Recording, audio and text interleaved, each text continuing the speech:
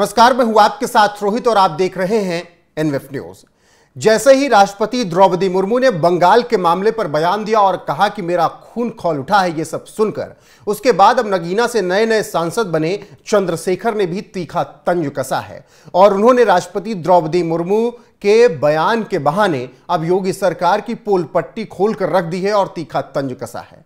आपको बता दें कि राष्ट्रपति द्रौपदी मुर्मू ने सबसे पहले पश्चिम बंगाल में जो कुछ भी हुआ उस पर एक लंबा चौड़ा लेख लिखा है, जिसमें उन्होंने जिक्र किया है कि मेरा खून खौल रहा है और जो कुछ भी हो रहा है वो बेहद विभत्स है, डरावना है।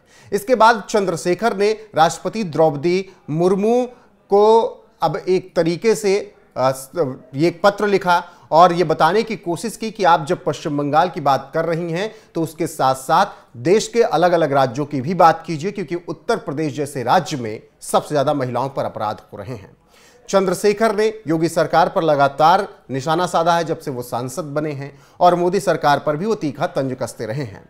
अब ऐसे में एक बार फिर से उन्होंने पश्चिम बंगाल के मामले, राष्ट्रपति द्रौपदी मुर्मू के बयान के बहाने योगी सरकार की फिर पोल पट्टी खोलने का प्रयास किया है और तीखा तंज कसा है। दरअसल राष्ट्रपति द्रौपदी मुर्मू ने जिस तरीके से देश में अभी महिलाओं पर अत्याचार हुए उस पर उन्होंने एक लेख लिखा, जिसमें उन्होंने खास तौर पर पश्चिम बंगाल को लेकर कहा कि मेरा खून खौल रहा है जो कुछ भी हो रहा है इस वक्त देश में।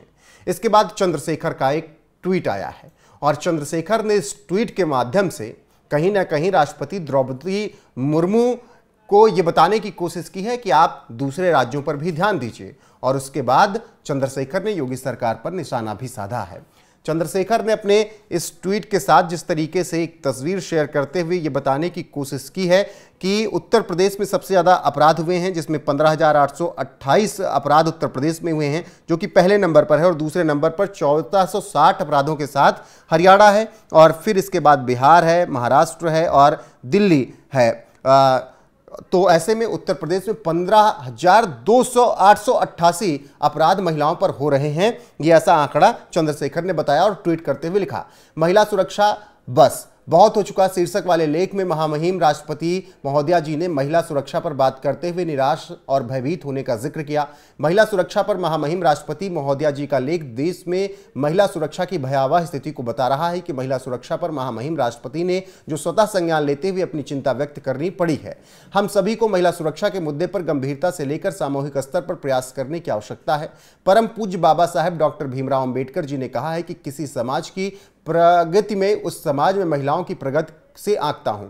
आज देश में महिला अपराधों के मामले में एनसीआरबी की वार्षिक 2022 रिपोर्ट पर नजर डालें तो पता चलता है कि भारत में हर घंटे लगभग महिला अपराधों के 51 मामले दर्ज हो रहे हैं। राज्य के अनुसार सबसे ज्यादा उत्तर प्रदेश में मामले दर्ज हुए। गंभीर बात तो यह है कि इनमें लगातार बढ़ोतरी हो रही है। गत दिनों की घटनाओं पर नजर डालें तो अखबार इन मामलों से भरे पड़े हैं। अयोध्या, आगरा में तो एक दिन छोड़कर अगले दिन महिलाओं के विरुद्ध अपराध के मामले आ रहे हैं और लगभग हर जिले की यह हालत है। मन दुखी और क्रोधित है। उपरोक्त आंकड़ों से इतर सोचें तो ये सर्वविदित है कि देश में घटनाओं महिलाओं के विरुद्ध अपराध की तुलना में कम मामले दर्ज होते हैं, अतः वास्तविक स्थिति इससे ज्यादा भयावह है। उम्मीद करता हूं कि केंद्र सरकार व राज्य सरकारों द्वारा महिला सुरक्षा पर महामहिम राष्ट्रपति महोदया जी की निराशा और भय दूर करने का शीघ्र और समग्र प्रयास हो। तो कुछ इस तरीके से नगीना से सांसद चंद्रशेखर ने ट्वीट किया और उन्होंने ये बताया कि उत्तर प्रदेश में किस तरीके से अपराध बढ़ रहा है और अलग अलग राज्यों में महिलाओं पर अत्याचार बढ़ रहे हैं। ऐसे में जिस तरीके से राष्ट्रपति द्रौपदी मुर्मू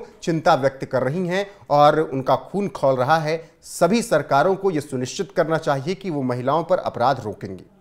तो एक तरीके से चंद्रशेखर ने निश्चित तौर पर योगी सरकार पर एक बार फिर से तीखा तंज कसा है और योगी सरकार पर तंज कसा है तो उसके बाद उन्हें लगातार कहा जा रहा है कि वो एक शानदार राजनीति की तरफ बढ़ रहे हैं। बहरहाल जिस तरीके से चंद्रशेखर ने राष्ट्रपति द्रौपदी मुर्मू के बहाने या सहारे योगी आदित्यनाथ की सरकार की पोल पट्टी खोलकर उन पर तीखा तंज कसा है, उस पर आपकी राय क्या है कमेंट करके जरूर बताइएगा।